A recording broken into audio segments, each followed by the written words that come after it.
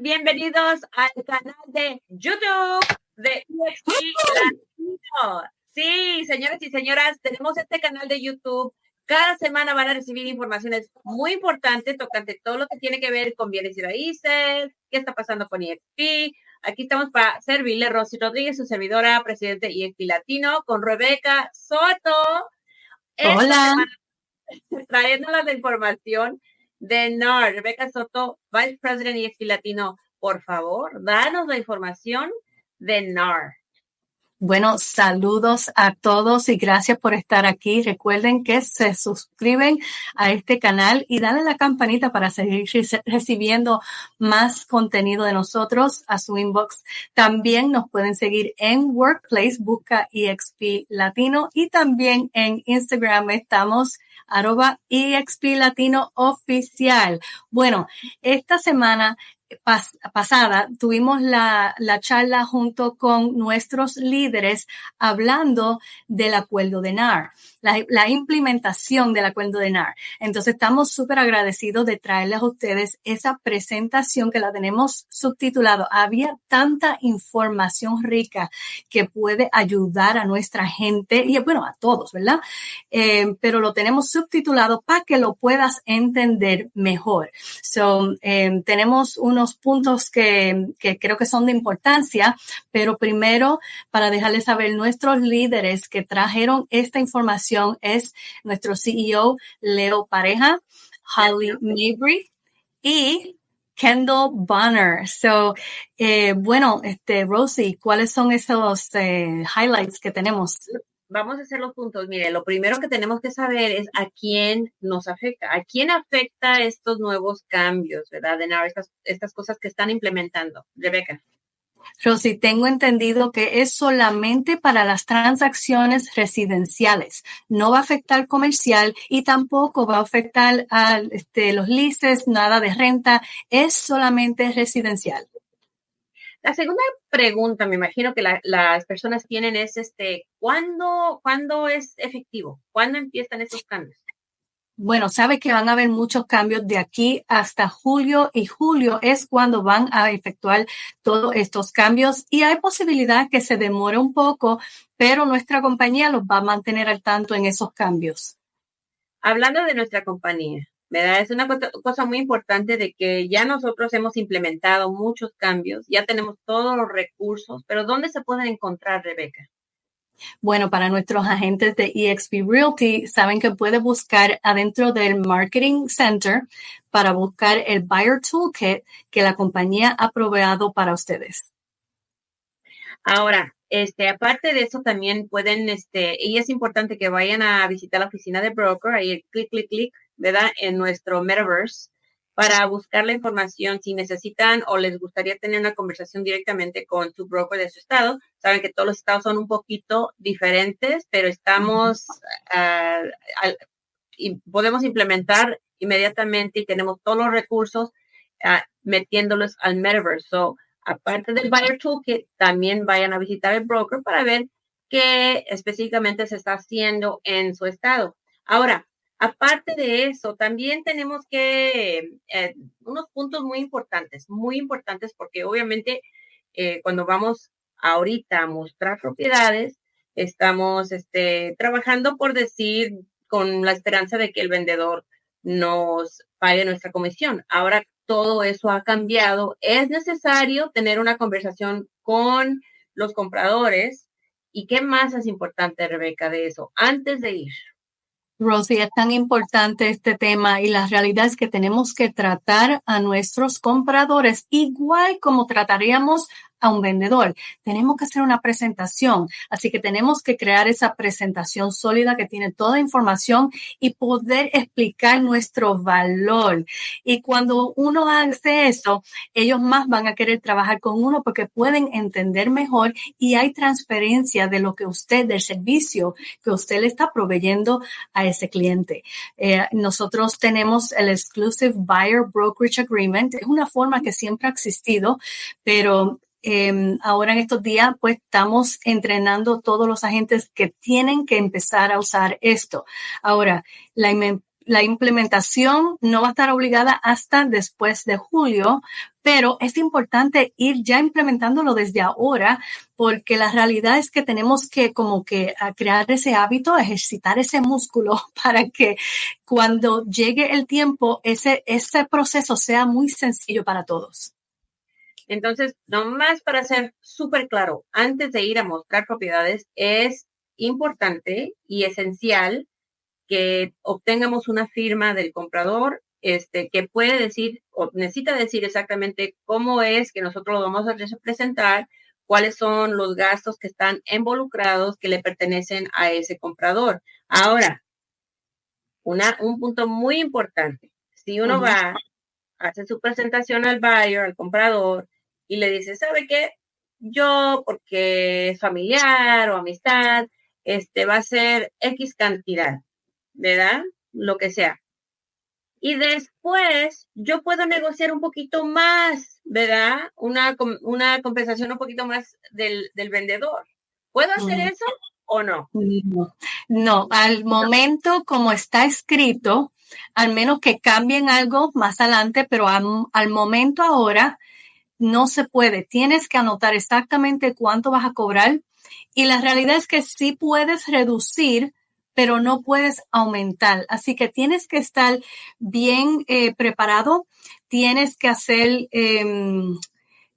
búsqueda, research del mercado, porque, por ejemplo, en el caso de desarrollos nuevos, preconstrucción y todas esas cosas, tienes que saber cuáles son los incentivos, los bonos que tal vez se estén ofreciendo, porque si un desarrollador está ofreciendo un bono, pero tú solamente dijiste, pues yo solamente cobro un flat fee o algo mínimo, ese es el único derecho que tú tienes de cobrar, es lo que tú pusiste en tu forma. Así que tienes que estar bien al tanto con lo que está pasando, saber todas las comisiones que se están ofreciendo para que puedas anotarlo bien en ese documento. Eso es lo que va a determinar cuánto tú puedes cobrar. Sí puedes reducir, pero no puedes aumentar. Así que lo tienes que escribir bien de un principio. Los puntos especiales, aquí tenemos la presentación totalmente subtitulada en español, así que escúchenla, véanla, léanla, es muy importante, pero los puntos importantes, nomás para repasar, es que esto afecta transacciones residenciales, está efectivo en julio, aunque hay que implementar desde ahorita. Nuestra compañía ya nos tiene el Buyer Toolkit, ya tiene toda la información para que nosotros podemos presentar, nos prepararon muy bien, así es parte de la razón que nos encantamos aquí en EXP. También es importante empezar a usar esa forma, tiene que ser en escrito la cantidad que es el honorario que vamos a cobrar a ese comprador. No se puede aumentar, se puede reducir, no se puede aumentar. Es importante que si ustedes tienen alguna pregunta, por favor vayan al estado que ustedes pertenecen, porque el broker puede tener información adicional que es específica para su estado. Y aparte de eso, lo más importante de todo eso, lo más importante, es que aquí vamos a estar todas las semanas dándonos información en nuestro canal de EXP Latino YouTube. Suscríbete, la campanita la tienes que hacer así, clic, clic, porque si no te la vas a perder toda. ¿Verdad, Rebeca? Sí, quédense conectados con nosotros y ahora no se vayan que vamos a dar la presentación de Leo, de Holly y de Kendall, que te la tenemos por completo, que hay tanta información que ellos compartieron que creo que es muy importante que estén al tanto con cada detalle de lo que se habló, así que esperen que eso ahora va a empezar. Well, good afternoon, everybody. My name is Holly Mabry, and I'm the Vice President for Brokerage Operations at eXp Realty on the West Side. Joining me today, and I'm so very excited, we've got our CEO of eXp Realty, Leo Pareja, as well as Kendall Bonner. I'm so very excited, our VP of Industry Relations. Welcome, everybody. How's everybody doing? Hey, so excited to be here today. This is awesome. I love this. Well, jumping right in, we wanted to get back to you. It's been 60 days since the NAR settlement, And it was really important to us to make sure that we were keeping you as up to date as with the information that we know as we prepare you for what's next and how we work together. So one of the things that we're going to cover today is new information, right? So we went live on March 18th, which was the first business day after the settlement was announced, which, you know, a lot of new information has come out from enforcement to when the actual start date will be. It's been pushed back from the original date. So we were very thoughtful to make sure that this is not the same conversation we had last time, but we did want to remind you guys of one thing. So under the NAR settlement, every EXP agent is covered by the settlement due to the fact that you guys were all dues paying member of NAR. So as individuals, which is the biggest concern that most agents had, you are fully released. There were 94 companies that did over $2 billion in volume in a said year that was outlined in the settlement that were exempt from being released, meaning that we had to represent ourselves. But the punchline for you guys to remember is we were already in litigation. We've retained counsel, and we're confident in our strategy that we'll get behind this one way or another. But the punchline is, for you guys out there that are licensed agents, solo producers, team leaders, you are all released from any and all liability from this lawsuit, from the settlement that NAR negotiated. Let's jump on to the next. And really, we wanted to update you on the practices going forward. And Kendall, you and I have been talking a lot about this. Biggest takeaway, residential only. This is really important for everybody to know, as far as we've had a lot of questions around leasing, commercial property, vacant land. It's residential. Yeah, and it's important that we understand, especially when you're working with buyers, what this means for you as a buyer's agent. So, of course, the big takeaway from that settlement was no offer of buyer compensation will be living or existing inside of the MLS, right? So compensation is moving off the MLS. And this means agents are going to be responsible for negotiating their own fee for their services. Now, the big deal here, not only do you have to negotiate your own fee as a buyer's agent, but we must have these agreements signed with the buyer prior to showing properties. Now, the good thing for some states, it was already mandatory for some states and some MLSs, but for others, this is a new change for us. And what that means for you is that these agreements need to have a couple of things in them. All right. Number one, they need to have your rate of compensation and how that's determined, as well as it must be definitive, right? So it can't be open-ended. And then, of course, compensation is capped at the amount that's in the agreement, meaning you can charge less than that or accept less. You cannot charge more than what you agreed to originally in your agreement before touring homes. And then finally, if you state that your services are free, you can do that, but it must be in fact that you are not collecting fees or compensation from any other resource. Yeah, and definitely there's some changes seller-wise. The offer of compensation coming out of the MLS. We will see buyers agents be directed by their client to ask for a concession as part of the contract. We're expecting that, and we've got some strategies to assist you as we go forward. But it's really important as we move. We thought things were going to happen in July. We're going to start to see rules start to take effect. So let's break down the timeline real fast. The NAR settlement, of course, was in March. April 23rd, we saw preliminary approval by the judge. And then the NAR practice changes, we're going to start to see these roll out through the month of June, July, and August. And so really looking at what your state and local forms are doing, the MLS, etc. Now, this is where it gets really interesting, and we're going to see more headlines.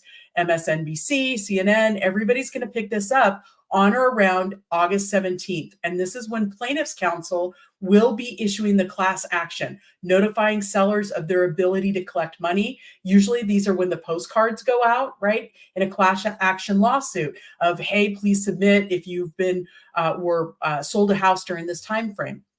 That's okay. This is part of the process. Now, one of the questions we get asked a whole lot is, oh my gosh, is this going to be pushed again? This timeline is pretty much what the judge has laid out so far. And we do see the final hearing for approval going to be about November. Now, could implementation take a little bit longer past August?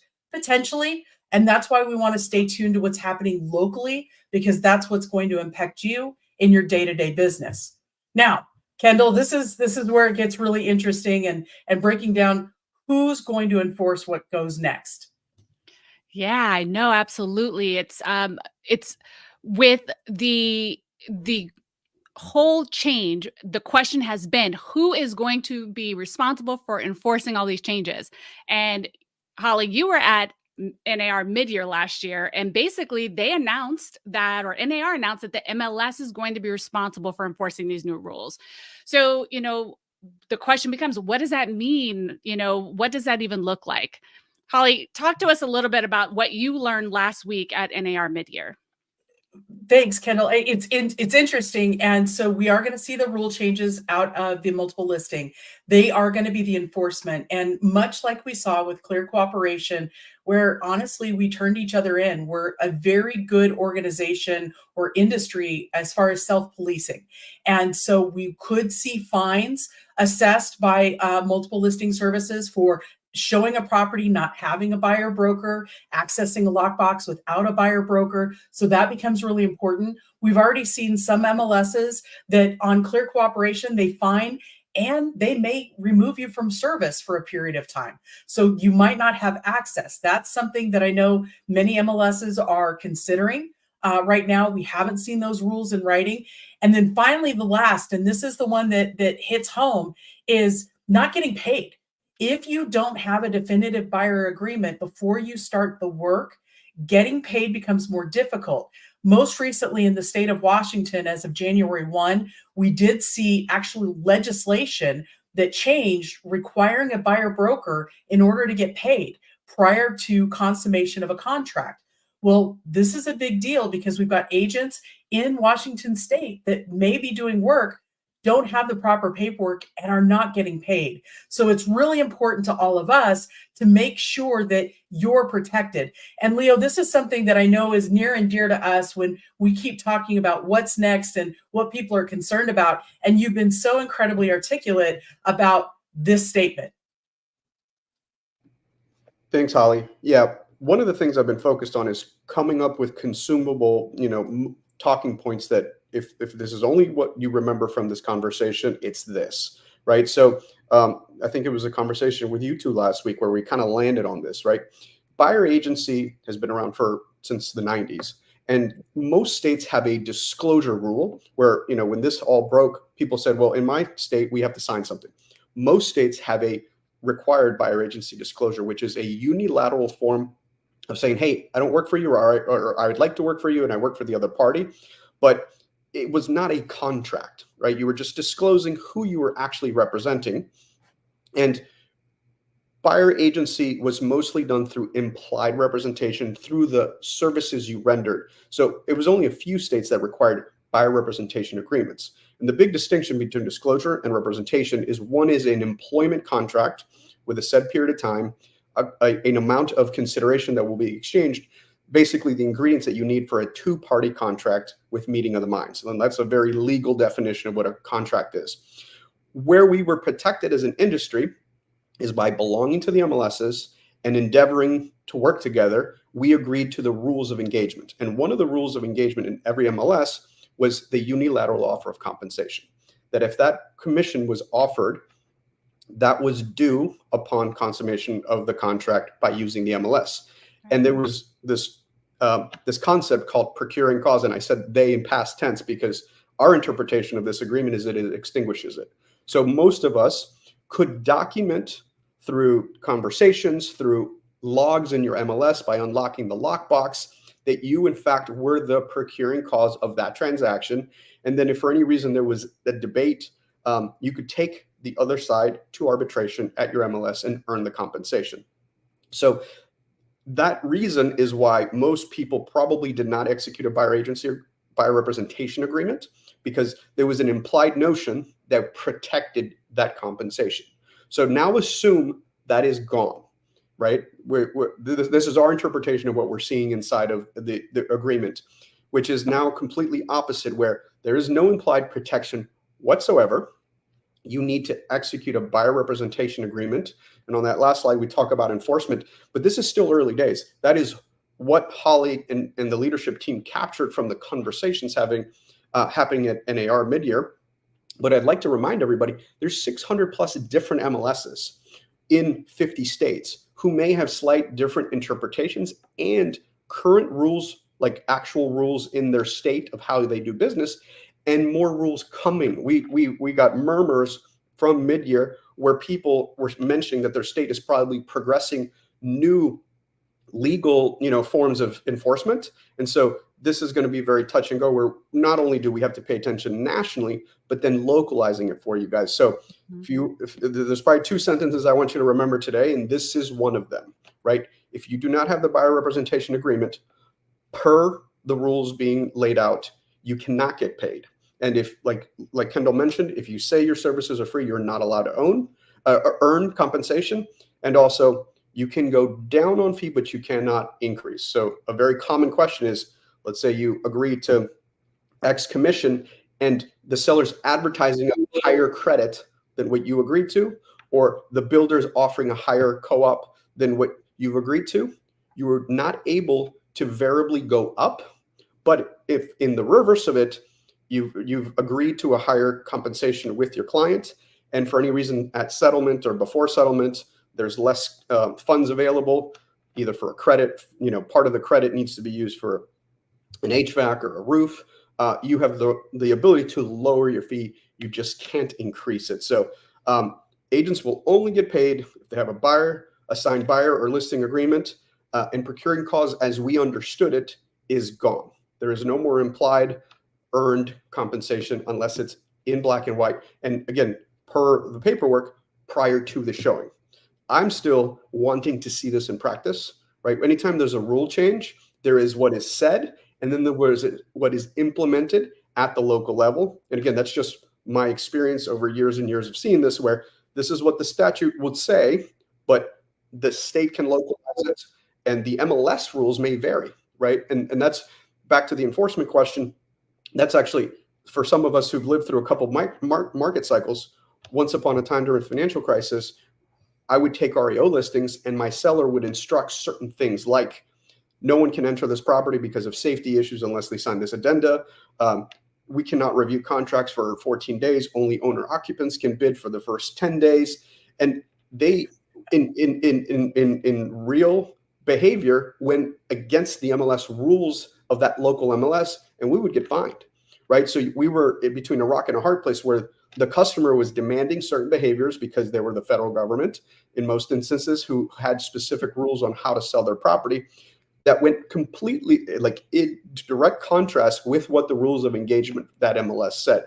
So reaching back into personal experience, I'm fully expecting this to not be a one size fits all when it comes to enforcement and policing. So we're one of the advantages of this company is our size and scale. So we'll be getting real-time feedback across the United States, and it's on you guys to be our eyes and ears in the field. If you're seeing a behavior, give it back to your broker team, give it back to your COEs, reach out to leadership, because we want real-time information so we can pivot and agile, respond to it, create new documents for you, amend current documents. Again, our whole side of this partnership is to support you guys. It's to create the documentation we need in order for you guys to be able to navigate the shift. Because one of the things I've learned across my career is life is about 10% what happens and 90% what you react. Because I have these conversations very frequently right now, and there are very strong feelings because this is most of us are of the opinion we didn't do anything wrong, and we're now being penalized. And so the reality is, probably everybody on this call has very similar feelings, but this is the new information we have.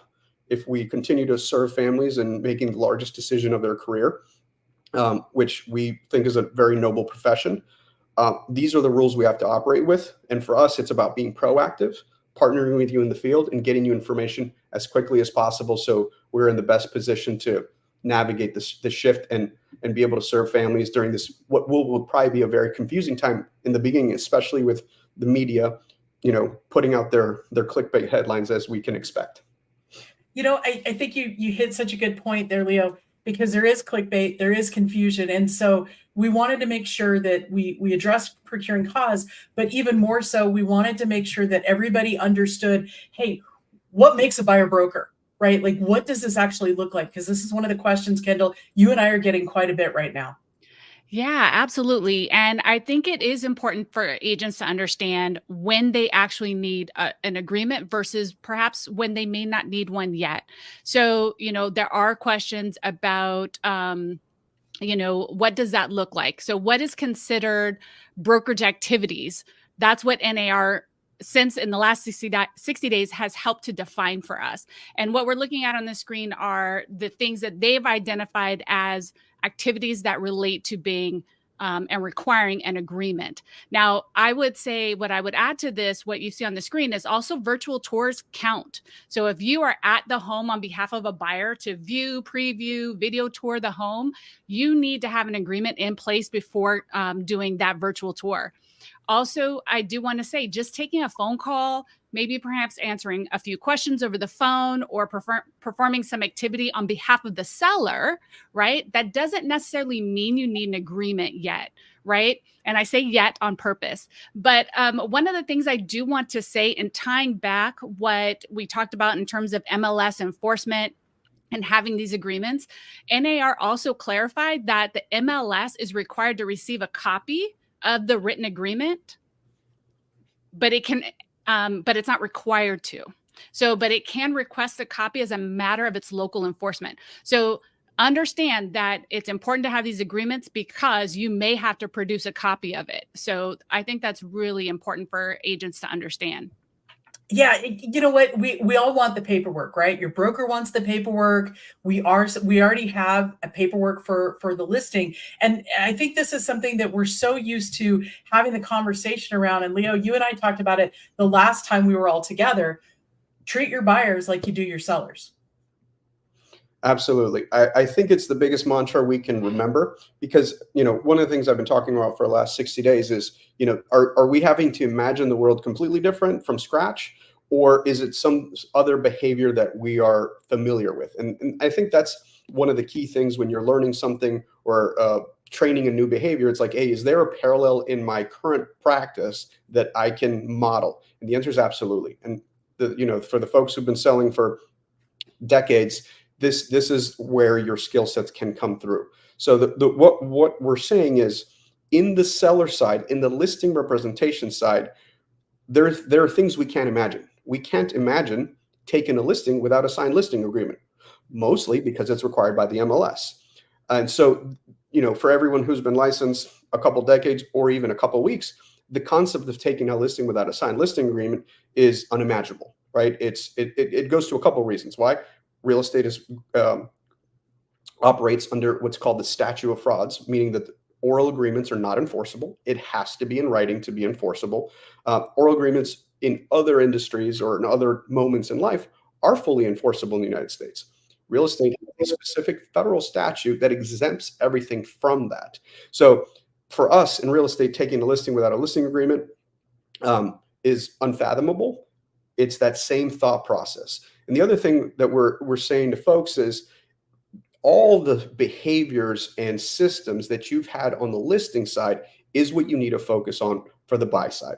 So what do I mean by that? When you show up to an appointment, assume you're in a multiple bidding situation for that piece of business, right? When we show up as a listing agent, especially in the last 5, 6, 7, 8 years, there's such low inventory. We've always assumed walking into that appointment that seller is interviewing multiple people, and you have to show up with a strong value proposition that you can articulate.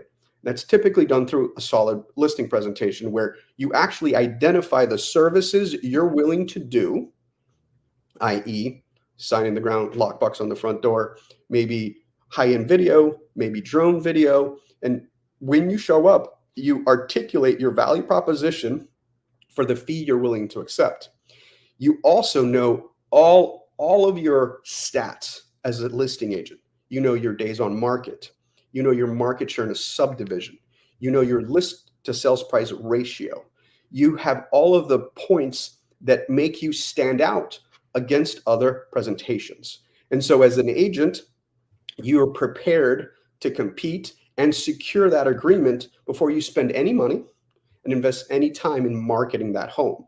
And so put your listing agent hat on and build out your buyer agent process. So I would assume, including myself, after selling real estate for a very long time, I don't think any of us are prepared to articulate those numbers, and it's going to be a new muscle we need to develop. So the way I'm suggesting you do it is call and interview buyers you've put into homes over the last couple of years, right? Ask them, what about the services you rendered were amazing, they were impressed with, right? Because there are things you already do on a regular basis that you don't actually even put that much value in compared to what the consumer experiences, right? So do you know how many times in the last year or two were you in a multiple contract situation and won?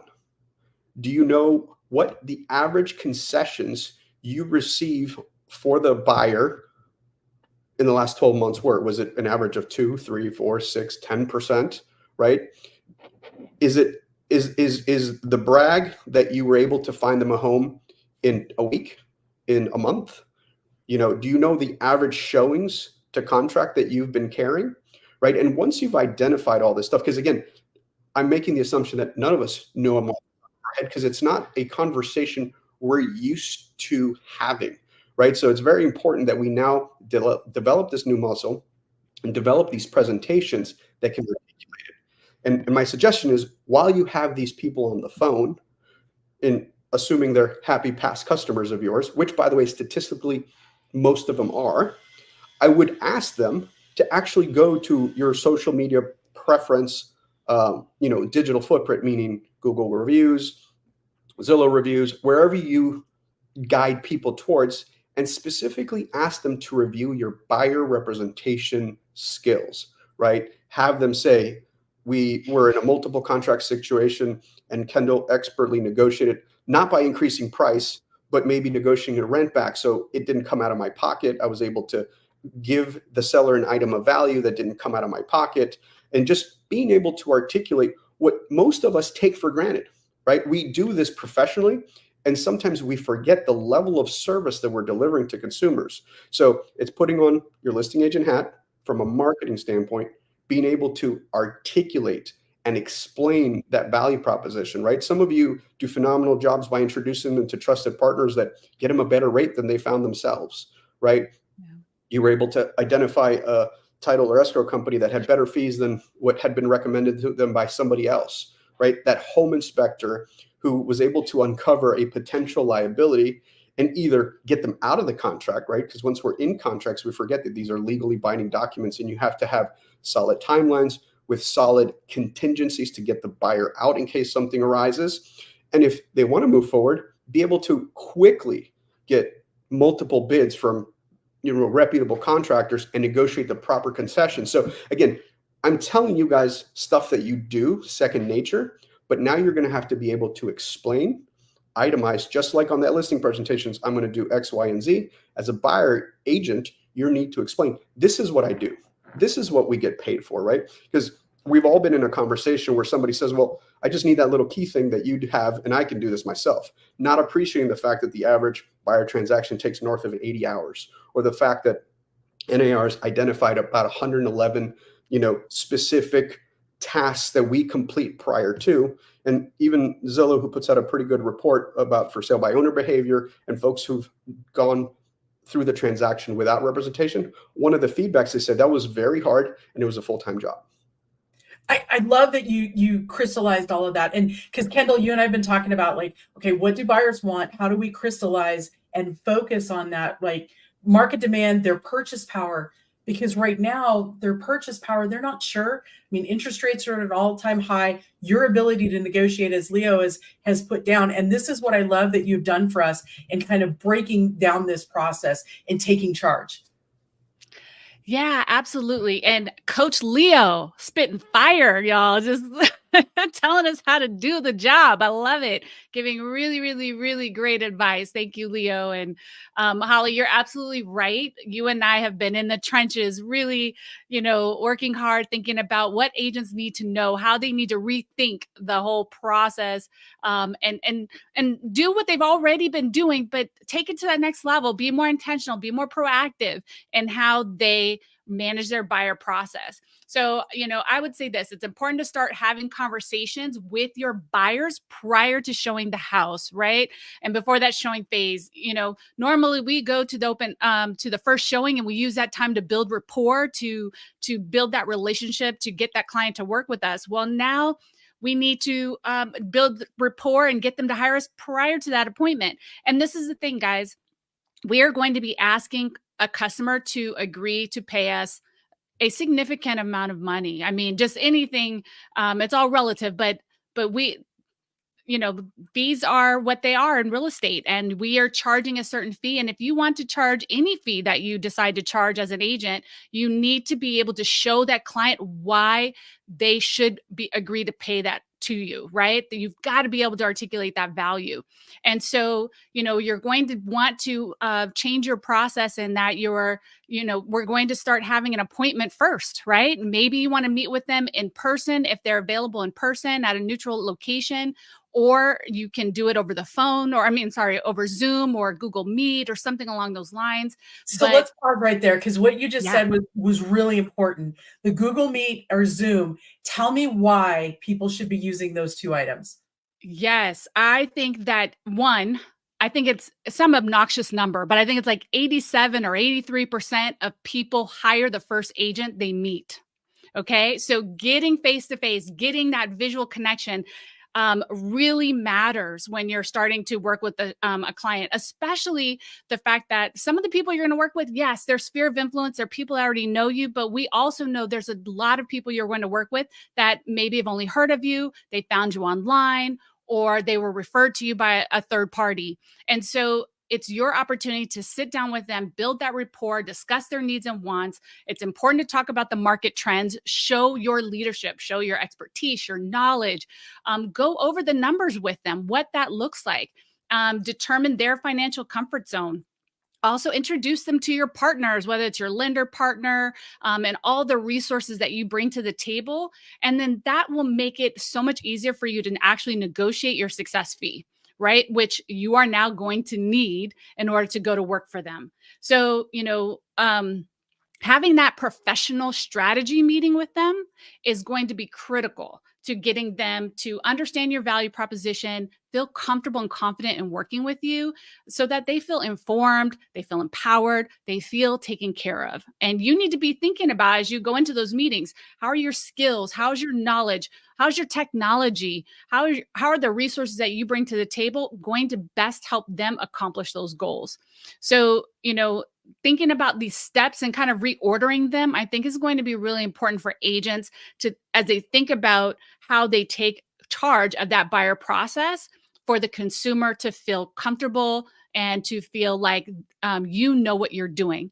So start to take time, agents. Think about that. How is your new process going to be amplified? How is it going to be more intentional?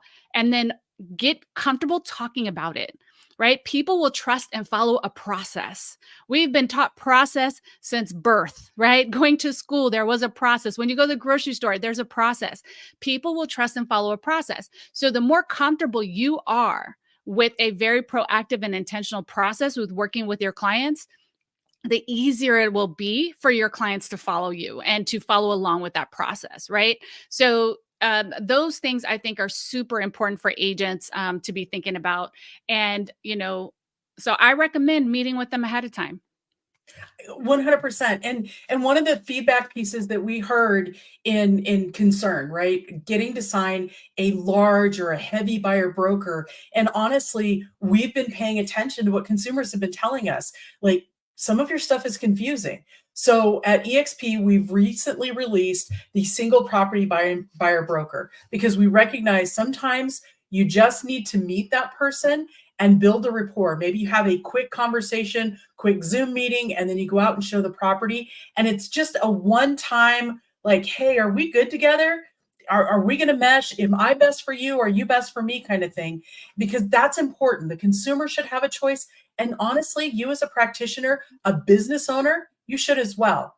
So we created the single property buyer broker. And I wanted to give you a script that we've shared when we've met one-on-one and the regional rallies and things like that. But we wanted to give it to you because in every state, a buyer gets to choose their agent. And when they do, there's certain paperwork that they're going to sign. And when they sign that paperwork, it's now going to include the buyer representation or buyer broker agreement. And that will be that fee for service. Now, until you sign that, buyers need to know that anything they say could be used against them in a negotiation. Walk into an open house, say, hey, I just won Powerball. Guess what? That guy's working for the seller. And guess what they get to tell the seller? So those are the things that become really important as we're building rapport to share with people, share with the buyer, like, this has changed. You do sign these things. This is why it's important, especially if a legislative action is saying you must have a buyer broker agreement. It's one of those, we order a pizza online on our phone, we know exactly what we're paying for. We order an Uber, we know exactly what we're paying for. It's the same going to any kind of professional service, whether you're attorney or your dentist, you name it, you know what you're getting. Why not us? Why not us taking advantage and taking care of the client? And that is what was so important to us. We wanted something that was an easy off-ramp for a conversation with the consumer so they could make a good decision, and so could you in representation of them. Now, something we've talked a whole lot about. Before you move on from there, if we go back to the single property, and this is part of my favorite part about this company is our agility, right? This was a demand from you all, right? As soon as the settlement broke, we got hundreds and hundreds of emails, direct messages, and people's main concern was, if I get a complete cold opportunity, meaning sign call, internet lead, right? Something's completely different if it's a sphere of influence, it's a repeat customer, there's a lot of rapport, they can meet you somewhere. But a lot of people, they're just trying to get into that property, right? And the overwhelming feedback from you all was, hey, signing a 6 to 8 page contract, depending on what state you do business in, that is exclusive with long-term commits and you owe me the money no matter what, was a very, not conductive form for what the rules came out with. We were the first company to put one out, period, ahead of state associations, ahead of MLSs, whoever produces the form in that jurisdiction, because we're listening to you, right? And by the way, Holly is working on 2.0 coming in weeks because we're getting live feedback. So, we're your platform to support your business. Any feedback you're getting, if it works, what doesn't work, do you guys think we should improve them, amendment, create additional forms, right? Do we need 2 or 3 flavors of ice cream, like a low, medium, high? Right now we have, this lower commit one, and then we have the ones that you guys use in your states. And we're also going to give you language that we think works within the state ones. But again, this is a collaborative process, and we're proud to be proactively leading the way versus waiting till mid-August to find out what's going to happen, right? So we're testing, getting feedback, because ultimately, you guys got to remember, consumers will decide what happens, right? I think Kendall touched on it earlier, where we truly believe we're a platform that supports real estate entrepreneurs to build whatever business they want. Our 3 ingredients I look for is legal, ethical, and enforceable according to the rules of engagement. We're not telling you what to charge or what not to charge, what menu of services to offer, what menu of services not to offer. We want to give you the tools for you to serve the customers that you serve in the most fiduciary way possible. And what we do know is that different customers have different level of needs. And so there could be a multiple offering. But what you guys need to also remember is this single form, as the feedback we're getting, could be part of a sequence of events, right?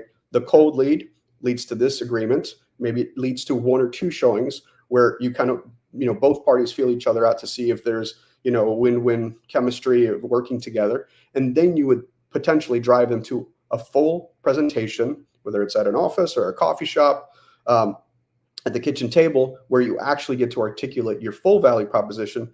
That consumer fully commits to working with you for months on end, where you will actually deploy lots of resources and time and energy, and then you get them to the fully exclusive one. So don't think of this as an or, but maybe as an and, right? So it could be a first step to get them into rapport.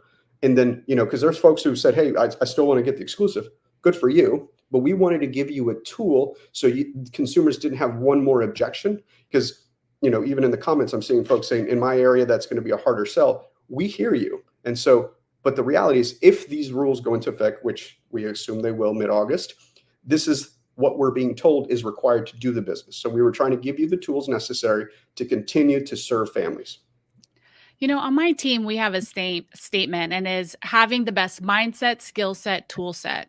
And what I want to take a moment to thank you, Leo and Holly, and all the team at behind the scenes at EXP is that, I see this as a tool in the tool belt, a part of an overall strategy. And I appreciate that our leadership took the time to think about that and listen to our needs, our concerns, and try to provide tools in the toolkit so that as an overall strategy, as agents, we can be as best prepared as possible. And I do want to take a moment to thank you for that, because I think that's important. Whether agents decide to use it or not, it doesn't have to be used 100%. It's not being required. That specific document's not being required to use, but to be used. But it is a great tool in the toolkit for when you need it, right? It's like having a screwdriver. Sometimes you need a flathead. Sometimes, you need absolutely. you have different tools. And that's really what we're about. And thank you, Kendall and Leo. I think it's so easy to get caught up in what we're doing that, we're passionate about giving you what you need. And we're passionate about how we take care of our clients and serve them at the highest level. And I know there's a lot of concern out there. Like, some clients are coming to the table, first-time home buyers, and they're scared. That was one of the feedback pieces that we heard on that single property buyer broker.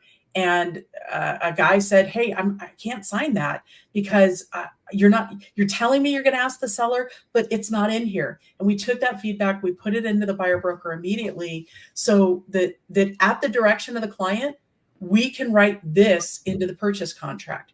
We're asking the seller to credit the buyer at close of escrow. And what I appreciate over the last few weeks, we've seen the GSEs, FHA, Fannie Mae, Freddie, Ginnie Mae, all come out and say, look, we recognize that the buyer broker fee should not be part of the loan costs. And so they're keeping those separated, which is huge. But this is the key for you and I going to work on behalf of our buyers. We have to write it in the contract. If it's not in MLS, and it won't become mid-August, we have to make sure that if our buyer needs help, we're asking for it. It's just like asking for the washer and dryer. We want to make sure that we're suiting up and showing up in the best way possible for our clients. Yeah, Kendall. Yeah, Holly. And I just want to pause and ask you a question, because in all of our conversations over the last couple of weeks, I told you I was probably going to ask you this on air, and I hope I don't throw this as a whammy to you, but you're a well-prepared woman. Agents are concerned about getting first-time home buyers and VA buyers to sign buyer brokerage agreements, right? Or buyer rep agreements. What is your advice? Because when you and I talked, you had great wisdom about this. Like, how should agents approach this agreement in terms of getting this signed off before going to see homes? I think two things. One, when you are working in that segment of the market, first-time home buyers or VA, you have such a passion for those folks that is second to none. And so when you sit with them, the strategy is, this is how I help you. And I think Leo, on our last call, he talked about, you walk side by side with that client, you're their Sherpa, you're their guide through the process. So when you're doing this, I want you to sit and talk to them about what it looks like in totality of buying the house, right? Because when we talk about affordability, it's not just the price of the house. It's their insurance, right? Is it in a flood zone? It's their utilities. Can they afford the utilities that are on it? It's maintenance. I've had first-time home buyers back out of buying a property because the home inspection came back and said the roof's got 8 years on it. In my mind, 8 years is fantastic. For my first-time home buyer, they're like, we're planning on being here for quite a while, and that is a really expensive thing. If the seller won't work with us on the roof, we can't buy this house.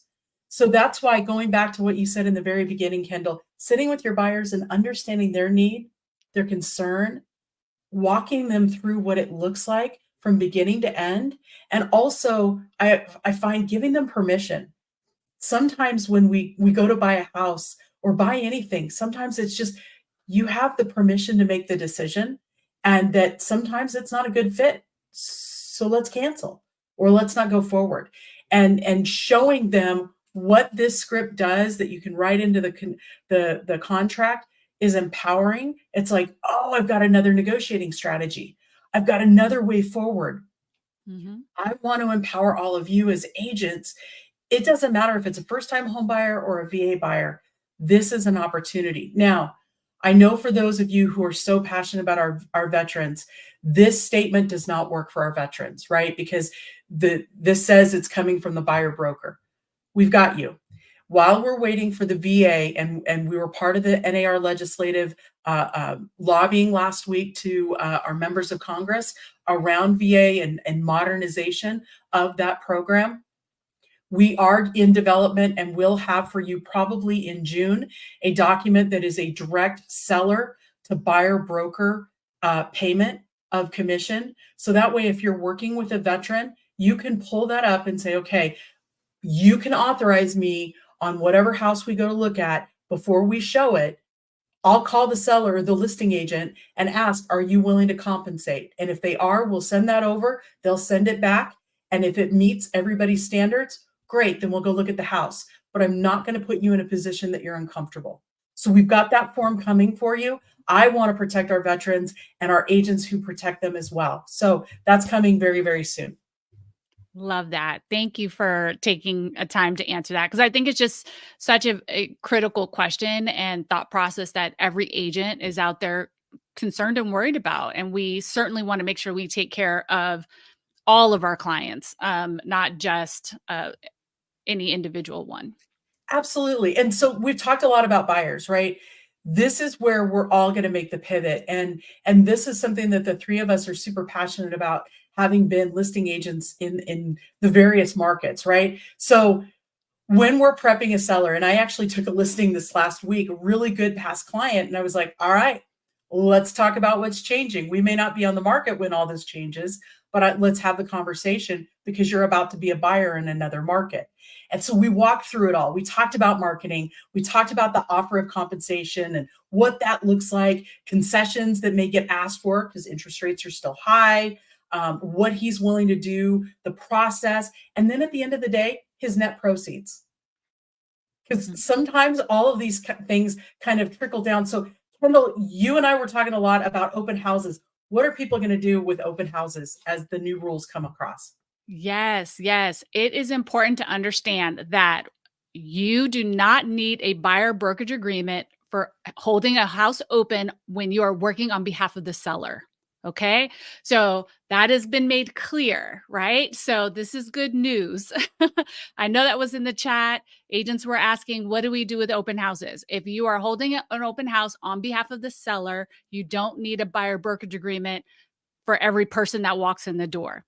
If you have an unrepresented customer either call you or want to preview the home, or an open house buyer wants to make an offer on the home, then of course you need to get something in writing with that buyer if you expect to get paid by that buyer or on the buyer's behalf for the services and the brokerage services that you are performing on their behalf to help let's them pause there though, because there was so much, right? So yeah. One, if you're doing an open house, nothing needed until the buyer starts to cross that gray line and say, I think I'd like representation. And that's like the trigger, right? That's why we wanted to set out what makes a buyer broker earlier in our conversation. So what if the buyer's like, hey, I want to make an offer, but I don't want an agent? Great question. If they don't want an agent, then I think that it's important that you make that clear with the seller and with the buyer what that means. You also should talk to your state broker, because I know that every state is different, especially as it relates to non-representation. We have that agency status here in Florida. So I definitely recommend you talk to your broker about that. But you should expect that without an agreement, you cannot get paid for working on behalf of that buyer. Yeah. And so this is the thing that we would say overall: make good choices in who you want to represent. Make good choices in what makes the most sense. If you're representing the seller, Seller may not want you to represent a buyer. They may want to stay in single agency in that way. Okay. That same with calls for compensation, having the conversation up front. And this is the other thing I would share. Please don't make that call for your seller. Always call them. They're the ultimate decision maker. The minute Kendall calls me and says, hey, Holly, somebody offering compensation on this, and I make the call of yes, no, maybe, oh my goodness, it's a danger zone. So please, please make sure you're moving forward on all of these things. And this is what I will share. All of your state brokers, we will be training on this for the next now and forever. Because it's always going to be an evolving process as new rules are created. We may have new forms that we create to better assist you in your business. But listing agent strategies, the opportunity to visit with your sellers right now is paramount. Beat them before the headlines do. Yeah, absolutely, Holly. And I would say this too, to my listing agents in the audience, I just want to remind you that it's now more important than ever to have a different type of conversation around compensation, meaning, in the past, when you went into a listing appointment, you were advocating to collect a commission for both sides of the transaction. And now your job is to advocate for your compensation and, of course, justify the value that you bring to the seller. And you're going to continue to do that. But now you'll have to explain to the seller that instead of discussing compensation for the buy side today at the listing appointment, we're likely going to have these discussions as we receive offers, right? So the process going forward, right, is now that buyer's agents are going to be working with their buyers to get on the same page of what that success fee looks like. And then in some cases, not all, but in some, we will see, and probably many, we will see buyers asking you, the seller, to help them pay their agent. But again, reminding our sellers, this is always negotiable. And that, the other thing I would say is that offering compensation to the buyer's agent as a seller is also an incentive to the buyer, right? So now it's not just an incentive to the buyer's agent, it's also an incentive to that buyer. And so depending on the marketplace and whether it's a buyer's market or a seller's market, these are, again, negotiating tools that a seller has in order to get everything else that they want, right, in the transaction. So it's an option, and it's just important to recognize the role that compensation plays in that transaction for both sides. I love the negotiating strategy. And so one of the things that as we kind of can get close to the end of our time together, the three of us, we were really passionate about hitting on some key things in the market that we get a lot of questions around. And so market strategies, I know, Leo, that the three of us had a really healthy debate around aligning your paperwork with what was going on depending on the market you serve, and kicking it off right away with new construction. Kendall, I know you see it a lot in your market. Leo, you've been asked the question a whole lot. What does that look like where we sit today and what we think is going to happen? Yeah, so depending on your market, new construction could be a massive amount of the inventory available to you, or it could be a limited amount. And again, just very specifically what the rules say. You can go down, but you cannot go up. So what that translates to you is once you start showing new construction or potentially showing new construction, what would probably behoove you is to just be aware of the compensation that's available, explain that to your buyer, and have an agreement that's representative of it, because you cannot go up. So if you agree to a certain fee and the builder's offering more than that, you would not be eligible to collect that. So, again, in practice, once a buyer chooses new inventory, they normally don't go back and forth between resale and new construction. So and again, anyone who says they have it figured out is making stuff up, because none of us have been through this new normal. And this is a perfect example of what we believe that will emerge best practices, but all we can do is work with the information we have today. So the information is, you as an educated agent should know the inventory available in your market and educating your consumer. And that also translates to, because a lot of the times the new construction bonuses are specific to your relationship with the builder, meaning, did you sell 1, 2, 3, 4 transactions in a said period of 12 months? And so the bonuses are typically because of your performance. And again, it's all about education and transparency, that you can actually educate the consumer, again, depending on the market and the relationship, that might not be eligible to them if they were walking in the door and represented. So what I think is going to come out of this whole process is transparency. The more completely upfront you are with your consumers and explain how you earn a fee for the services rendered, the less murkiness, the less confusion that will come from this process. Yeah. And just to add to that and piggyback what Leo is saying, agents, it goes back to being proactive in your process. If you know that a customer through your consultation or your marketing or your meeting strategy call or that you've had with them, that they are interested in new construction, do your homework ahead of time. And let me tell you why. In fact, just recently, an agent on my team just went under contract on new construction, and it offered a flat fee, a very low flat fee. I'll just say that much. And so knowing ahead of time what builders are offering is super important to you having those very relevant conversations with the buyer, right? And so that way, up front what it looks like. Again, if they're offering bonuses above and beyond what your agreement typically would say, you should do that homework before you have those conversations with your client. Know your market, know your inventory. That is part of our job. That's part of our business. So this doesn't change. It's just a matter of being more proactive and intentional about knowing that information ahead of time so you can have those very relevant conversations with your client. Absolutely. And the same goes when you start to strategically think about resort or second home markets. And a lot of our second home markets, folks come in and they're there for a vacation, they're there for the weekend, and their mindset is different. And so you're playing the long game. On average, it takes about 5 years for somebody to make a commitment on a second home because it's such a luxury thing to have. And so what I want you to consider is maybe you do a weekend or a week buyer broker, but your follow-up is so incredibly strategic, right?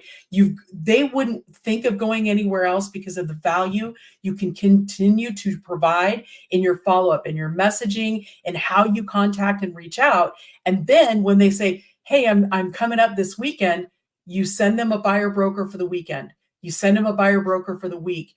That way you're constantly in action with them, and you're having those conversations openly, but they get used to you, you get used to them. It becomes really important. We talked a lot about first-time home buyer and VA, and I can't stress it enough, Kendall, like when it comes to first-time home buyer, set them for success. Walk them through the process. They don't know what they don't know.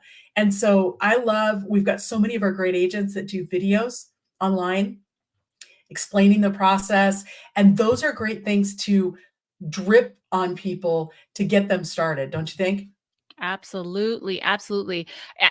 Anytime we can communicate with our client, we are building trust and rapport, right?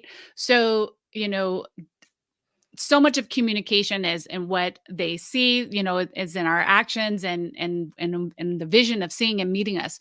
So definitely do those videos, do those pieces of content, allow that customer to experience working with you before they ever work with you. As one of the things my coach has always taught me, and it has been so important for allowing people to know, like, and trust me, sometimes even before they actually ever meet me, because I give them quality content ahead of the time. So definitely such a good piece of advice. Love it. Now let's shift to investors. Leo, you worked a lot with investors. Kendall, I know you have too. So there's some nuances here to just explore strategy wise. Yeah, again, investors have become over the last couple of years a bigger piece of the market, right? So knowing your inventory of new construction versus if you were to resort home or resale, understanding if they're active investors in your market, whether it's buy and hold or buy, fix and sell. These institutional-minded folks have already baked in their expenses, right? So if you are now having these active conversations with investors in your market, it would be really good to understand the variability, right? Very large institutional customers who could potentially give you 1, 2, 3, 10, 20 transactions per year may have an amount that's already in their budget for this. And again, with those investors, if you can surface and identify off-market opportunities leading into EXP exclusives, where again, one of the best use cases, I've seen for EXP exclusives is listing a rental property that could have 6, 8, 12 months left on the lease. And because of that, and not being able to show it with moments notice, it actually would violate the MLS rules to stick it in the MLS. You can market it in EXP exclusives and then find another investor in that town to potentially acquire it. And when you're actually surfacing properties that are not on the MLS, that becomes a higher value activity for an investor who's looking for an edge in expanding their portfolio. So again, this new change gives you the ammunition to have different conversations you may not have had in the past, because these rules are, required in order to practice in the markets that we're going to practice in. So it again, 10% of life is what happens and 90% is our reaction to it. I'm with most of you on the call that, we completely agree. We were taking care of folks and not doing anything wrong, but these are the new rules that we're, left to deal with. And so make sure that you're building the systems, you're building the talk tracks, you're educating yourself and the buyers and sellers in your market for the opportunities that could be available to them. For sure. So let's set you all for success. What can you expect from your company? Right now, we've got coming soon several forms. Leo referenced the exclusive buyer broker, our 2.0 version. We're really focused on making it consumer centric and easy to sign. We're under the firm belief that if it's confusing to you or the consumer, nobody should sign it. And that actually is a script we want you to use. If you're looking at some of the forms that are out there, if it's confusing, you shouldn't use it, you shouldn't sign it.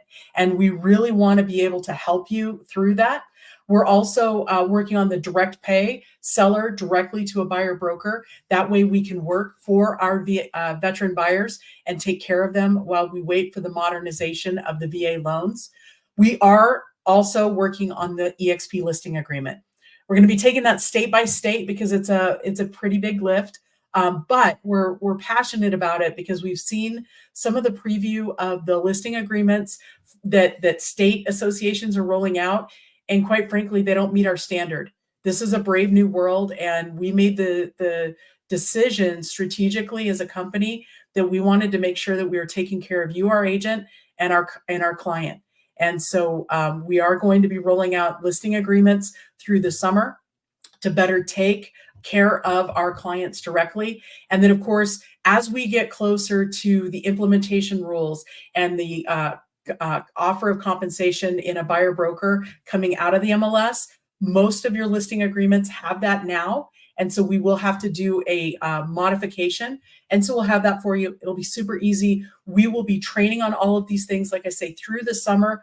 We absolutely have your back. But marketing wise, I'm really excited because the marketing team has been very passionate working with Brokerage Ops on a buyer presentation, which is now live in the marketing center for you all. So if you didn't have a buyer presentation, now you do.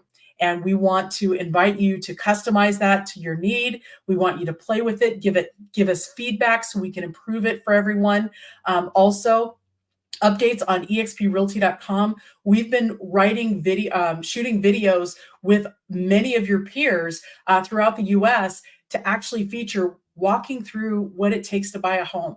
See, we want to be able to speak to consumers as well and invite them to hire an EXP agent. That is live on our exprealty.com website, and we're going to continue to add to that. We want to be a resource to our consumers. We want to be a resource to all of you. So if you don't have the time to build those videos, great, we've got your back. And then finally, listing presentations, we continue to improve those. Please customize these things to yourself and use them in your business. If you see something or you would like something more, please reach out. Let Kendall know, let me know, Leo. We are happy to go to marketing and help improve that for you as we go forward. But we're just coming to the end of our time. We really wanted to leave you with some best practice tips. And Leo, you hit this earlier, but it's such solid gold. Will you break it down for us? Very simple. Treat your buyers like you treat your sellers, which translates to having a buyer presentation as good as your listing presentation. Know your stats, go research them, go find out. And again, this is where masterminding with your peers, whether they're within our company, without outside our company, we will come up with the buzzwords like we have for listings, and you have to know them cold.